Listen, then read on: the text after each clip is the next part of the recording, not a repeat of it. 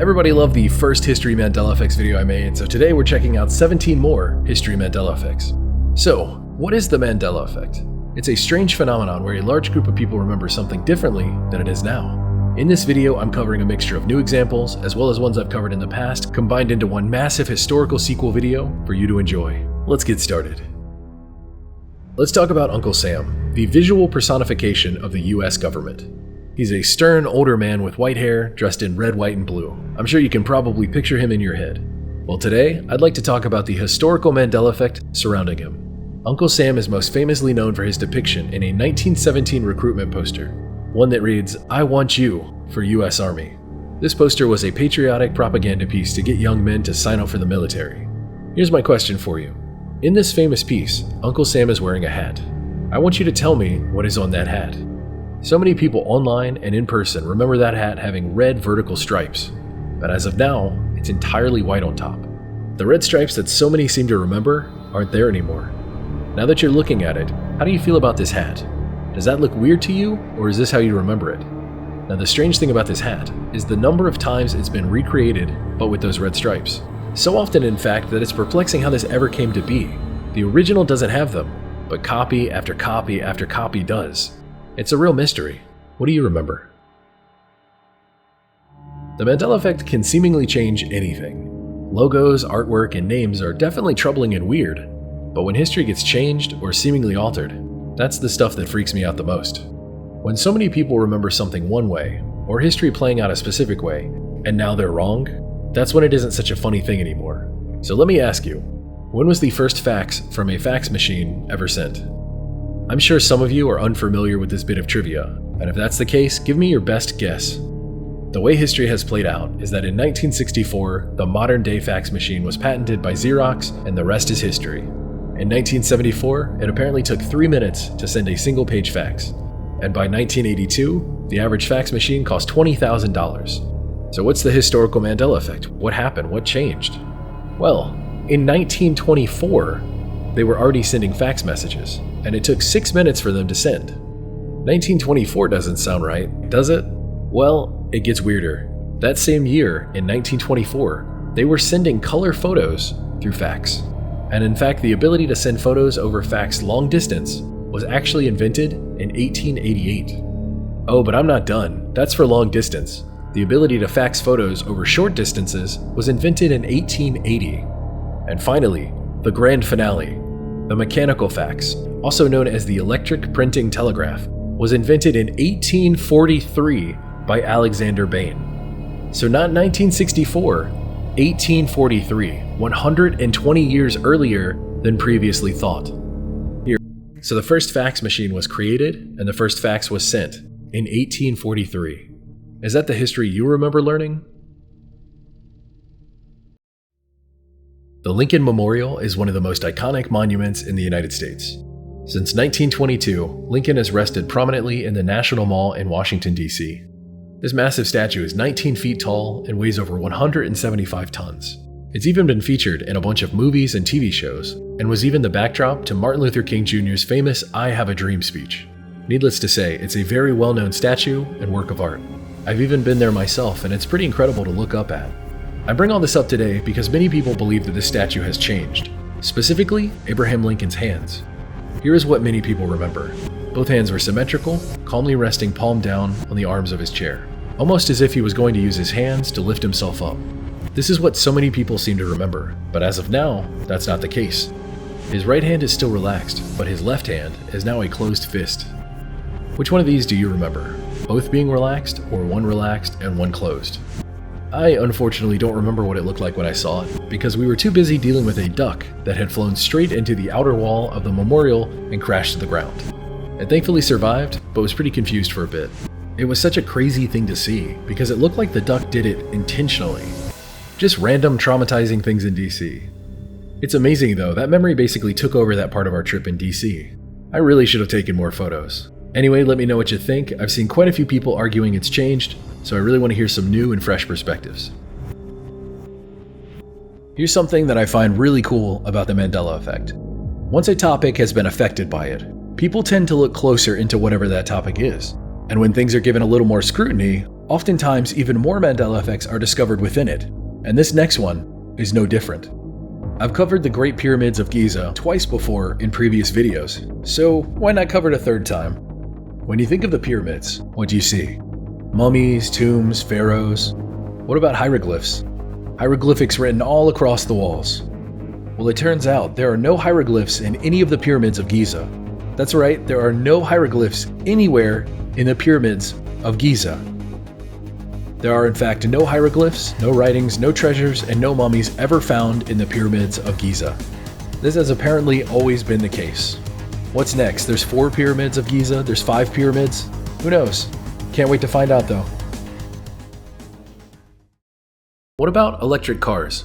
This seems like a new enough concept. Well, what if I told you that it's actually really, really old? In fact, the first electric car debuted all the way back in 1890 in the United States. Not only that, apparently electric cars from a bunch of different automakers popped up all across the country. New York City even had an entire fleet of 60 electric taxis. By the year 1900, electric cars accounted for 1/3 of all vehicles on the road in the United States. And over the next 10 years, the sales of electric cars kept growing. This definitely sounds like the history you learned growing up, right? Electricity didn't have all the issues that steam or gas cars did. They were easy to drive with no smelly pollutant. Apparently, the electric car over 100 years ago was extremely popular and even led to the first hybrid car. That's right, both gas and electric back in 1899. 1899 was the first hybrid electric gasoline-powered car. To blow your mind even more, even Edison believed that electric cars were the superior technology. But what if I told you that history was a little different now? It was ultimately Henry Ford's mass-produced cheaper Model T car that seemingly killed the electric car. And thus the considerably more toxic and inefficient gas-powered cars became the standard. It all came down to price. Let's talk America. If I was to ask you, what is the national bird? What would you say? If I read your mind correctly, you said it's the bald eagle, and you'd be correct. So what is the Mandela effect here? Well, what if I told you it only recently became the national bird of the US? In fact, in December 2024, it became the national bird. December 2024, does that sound right to you? Because if not, you aren't alone. In fact, numerous articles just like this one have been written about this strange development. Let's try to make sense of this all by looking at the facts. The bald eagle has been on national emblems and even used as the Great Seal of the US on official documents since 1782, meaning it's been a symbol for the US for a long time, but it's never been the national bird of the US. In fact, it was almost hunted to extinction before legal protections were put in place in the 1940s to protect them. The bald eagle is the symbol of America. I mean, we even have official state birds for all 50 US states, but somehow the bald eagle has never been the national bird, if you can believe it. It's taken nearly 250 years to apparently get to the place we all thought we were already at, but it's official now. Is this exactly what you remember, or has something changed? Also, fun fact, founding father Benjamin Franklin actually objected to the bald eagle being chosen to represent the US, calling it a, quote, bird of bad moral character, end quote. That's so great, I had no idea. Let's go way back in time to the 1500s and talk about King Henry VIII, specifically a painting of Henry VIII by the artist Hans Holbein. That's this guy right here. This portrait is well known around the world and has replicas in many countries. So if your childhood was like mine and so many others, you visited a museum in your youth and saw a replica of this painting on one of its many walls. Apparently many people remember Henry VIII holding a turkey leg. Does that sound like what you remember? The belief was that Henry VIII was a plump and extremely wealthy fellow in his time. I mean, obviously, he was the king. The turkey leg he held in his hand in this portrait was representative of that. But here's the thing, in the painting, he isn't holding a turkey leg. In his portrait, he is holding what appears to be a glove. And the weird thing is that the glove doesn't resemble a turkey leg in the slightest. But upon doing research for this Mandela effect, I did discover that turkeys were introduced in England in the 1520s, which is during the time that King Henry would have been in charge. So it's entirely possible that he could have been munching on a turkey leg during that time. Another interesting detail I discovered is that turkey was King Henry VIII's favorite food, and he made it a staple of any Christmas dinner. Perhaps it was popular media like The Simpsons that planted this idea in people's minds. In a 2004 episode of The Simpsons, Homer was playing Henry VIII, and yes, he had a turkey leg in his hand. Did this inspire the belief of the turkey leg? Or was this inspired by the fact that the portrait did at one point have a turkey leg in it? You know, maybe there is something to this one. Was King Henry VIII always holding a glove in his hand in this world-famous portrait? Or was it at some point a turkey leg? If it did exist, and somehow changed over the last 500 years, what is the chance that the change happened during our lifetimes for us to even notice it? It's a real head-scratcher. What do you think? The Mandela effect is so incredible because it can alter things in so many different ways. Sometimes it changes something you know, sometimes it deletes something you remember, and sometimes it adds history where we don't remember it existing. Just as something can be subtracted or substituted, it can also be added to. Today, I'm talking about one such historical example: 3D printing, a marvel of modern technology. 3D printing is defined as the process of making a physical object by laying down many thin layers of a material in succession. The first documented iterations of 3D printing can be traced back to 1981 in Japan, and the first commercial 3D printer released in the late 1980s.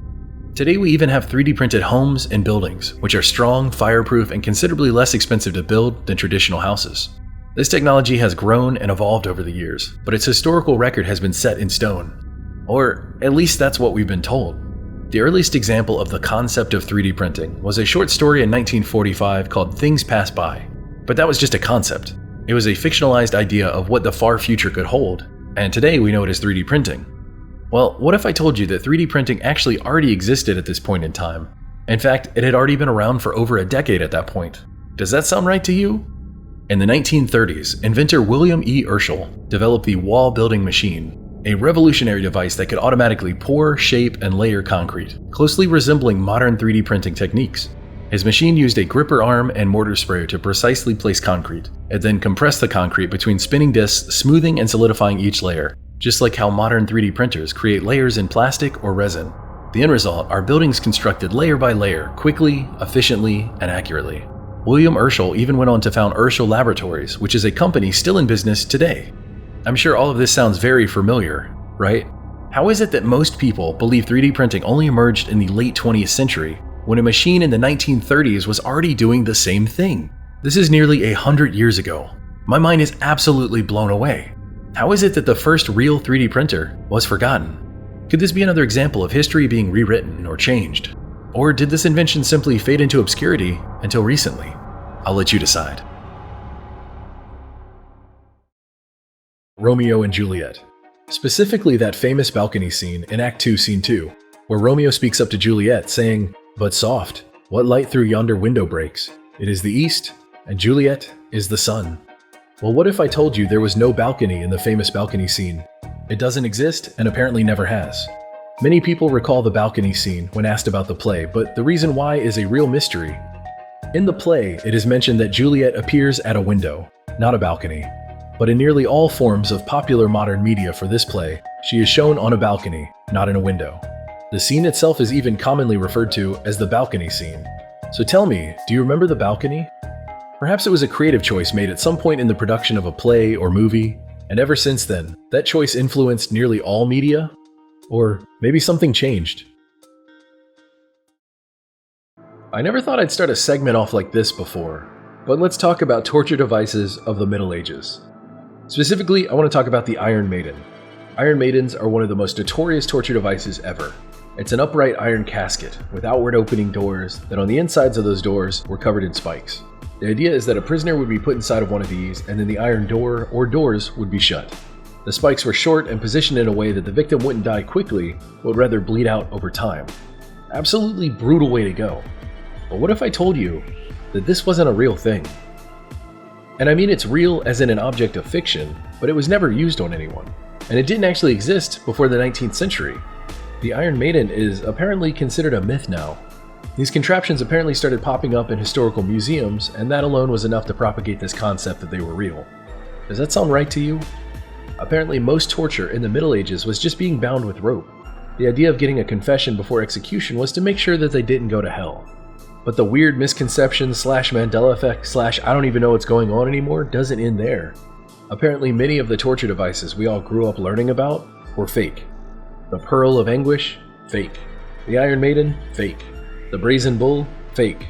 What even is real anymore?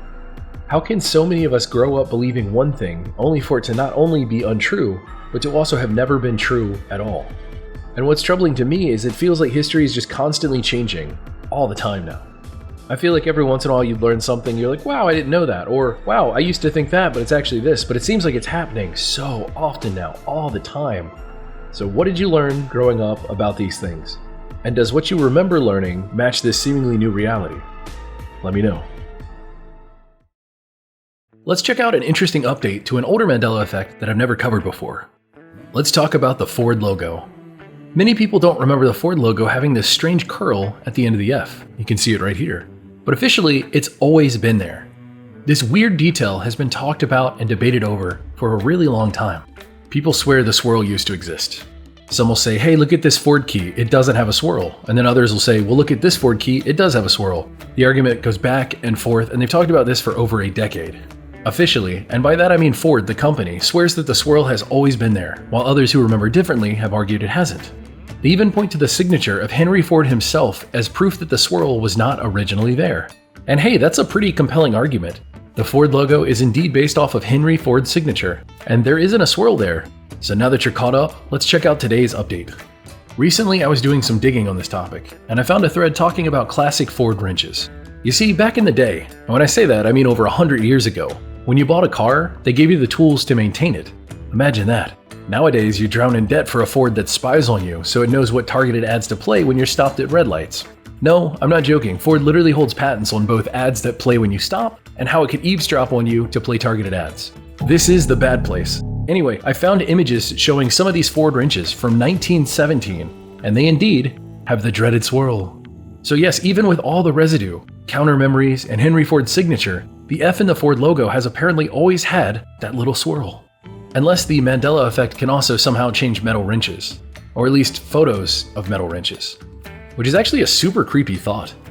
Think about it, if the Mandela effect is indeed real, and it has changed hundreds of things that we know of, how far can these changes go? We know that photos and videos can be altered, data can be deleted and written over, statues and paintings can change, historical events can be deleted and added, like in the Black Tom explosion, my favorite Mandela effect. Go watch that video right there, link in the description. Honestly, the Mandela effect is so creepy, but that's why I love talking about it. So what do you think? Do you remember the little swirl in the Ford logo? Or has it always been there? I'd love to hear your thoughts. October 30th, 1938, the day before Halloween. Famed writer George Orson Welles performed the terrifying radio adaptation of H.G. Wells' novel, The War of the Worlds. This Halloween special radio broadcast was a fictional news report of aliens violently invading Earth. Now, here is the Mandela effect for those of you who learned about this in school. What was the effect of this radio broadcast? Did it cause mass panic across the country? Or did it cause very little panic across the country? If you're like me, you remember learning that this day before Halloween radio broadcast caused major panic across the country. Police were called, workers left what they were doing to hide, people jumped off buildings, and emergency services were overwhelmed with calls. This was taught to us in school to highlight the power the media has over the population, and how it must be used responsibly. Or at least that's what I took away from it. As it turns out now, there was never a major panic. No one died, no one jumped, nothing of the sort happened. In fact, Adolf Hitler himself joined in on the mass hysteria and publicity and used it as an example of, quote, evidence of the decadence and corrupt condition of democracy. Very weird. Now, some theorize that the reports came out to artificially sell newspapers. Others say it was never a big deal to begin with. And the rest of us are just left scratching our heads. So what do you remember learning about? Or, if you happen to be old enough, what do you remember about this broadcast? Do you remember learning that the special Halloween radio broadcast of The War of the Worlds caused mass panic? Or has the Mandela effect struck again? Let me know in the comments below. Let's talk about the American bison, also known as the American buffalo. Growing up, it was common knowledge to apparently many that the bison in America was hunted to extinction. But this is now not true. I first saw a post asking about why the bison was extinct, and every response to it was like, what are you talking about? This confused me because when I was young, I remember hearing the same thing, so I started looking more into it. It's not just this one person and me, right? I mean, if we got something wrong, fine. But as I went looking, there are countless examples of people having learned that the bison were extinct. Countless examples, only for that now to be completely wrong. Comment after post after response online talks about people apparently misremembering that bison were extinct. But why? Why do so many people seemingly remember a thing that was never true? The belief that bison are extinct is so commonplace, I even found it parodied in The Simpsons.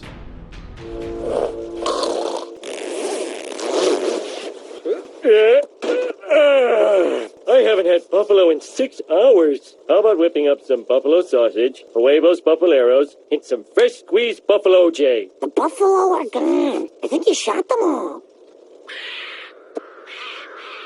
We wiped out the entire species! What have I done? There's 2 left. What have I done? If you look into the history of American bison, they were at one point near extinct, in 1889, but have since been restored and are no longer threatened with extinction. And the history around this is pretty dark. There was always a demand for bison meat, hide, and bones, but what's far worse is that people hunted them to near extinction as a way to starve off native populations at the time. The stories around this stuff are absolutely horrifying, but the photos, good God, the photos, look at these, it's disturbing. Here's a photo of over 40,000 bison pelts. Just look at that.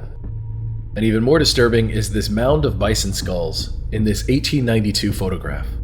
I can't even find the words to describe the feeling this photo gives me. It's unreal. Today someone would say this is AI generated. So yeah, with stories and history and photos like this, maybe that's why so many people think the American bison went extinct? But it makes me wonder, why is this such a widespread belief? Why do so many people believe, or did believe, otherwise? It's really strange. Do you remember learning that the American bison or American buffalo was extinct? And if you do, where did you learn that from? I'd really like to know. Let's talk about Michelangelo's David. This statue is a Renaissance masterpiece which depicts the biblical hero, David. The Mandela effect regarding the David statue is a detail that many online claim has changed. It's specifically in regards to his eyes. What people seem to remember is that David had normal-shaped pupils, but as of now, that isn't the case. As of right now, David actually has heart-shaped pupils. Does this look right to you? Some have claimed it's a representation of specular highlights in his eyes. Others have claimed it's a heart to represent love, but honestly no one knows. What makes this so fascinating is that this famous statue has been studied for over 500 years. Amazingly enough, this detail has seemingly never been noticed before. What's fascinating is that the Mandela effect changes to famous statues isn't a new phenomena. Just like the thinker, David has seemingly shifted over time. Or at least that's how many people remember it. As of now, there is no explanation regarding the reason the pupils are heart-shaped. It's not even a common trend seen in other statues, let alone other works of Michelangelo. Let me hear your thoughts in the comments below. I want you to all think about the first navigational device made for traveling in cars.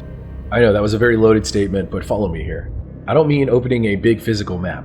I mean the first human-made technology of the modern era that we use to get around with in cars. Everyone knows what GPS is, right? Global Positioning System. It's a navigational system developed by the US Department of Defense in the 1970s. It calculates your exact location on Earth and helps you navigate around accurately.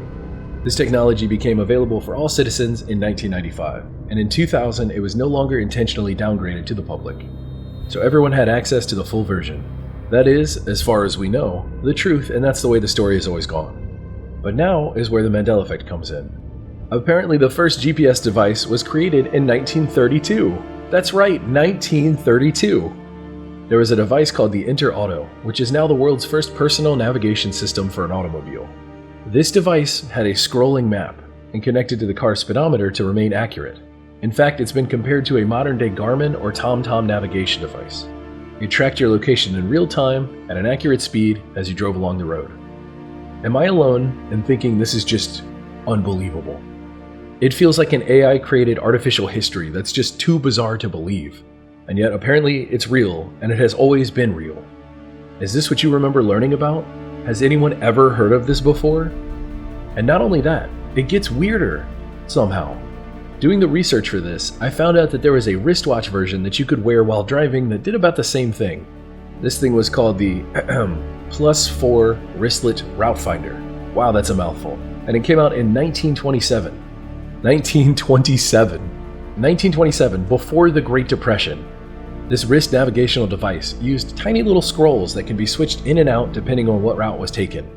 I've joked about it many times over the course of this series, but I cannot wait to see what random thing gets retroactively invented next. I don't know, TV in the 1800s? Sure, why not?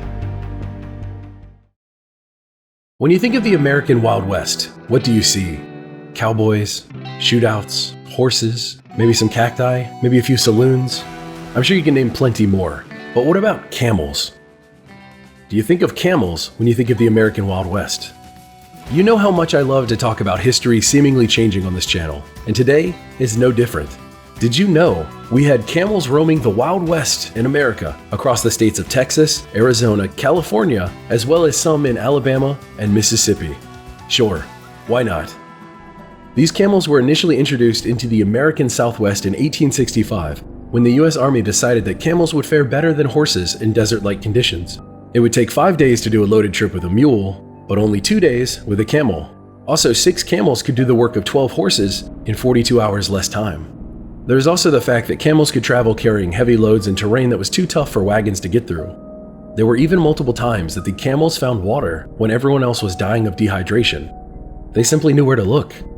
All this made it seem like a pretty great idea, and camels were imported multiple times over the years into the United States.